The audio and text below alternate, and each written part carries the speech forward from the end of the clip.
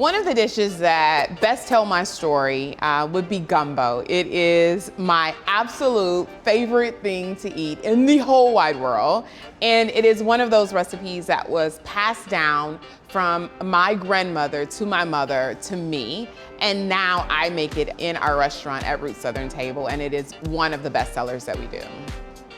Whenever you're tasting a dish that a chef has prepared, you oftentimes can get a sense of who they are, where they come from, what their style is, whether that's through plating, whether that's flavor profiles that they use, how they create that dish and put it together.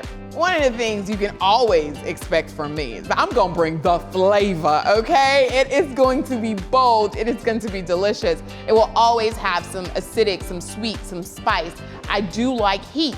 So you'll get a good amount of that, but you will always get bold flavors. As a chef, it's one of the things that we always say, be true to yourself, cook from your heart, and let it shine through on the plate. And that way, folks will always know who's cooking the food and who you are.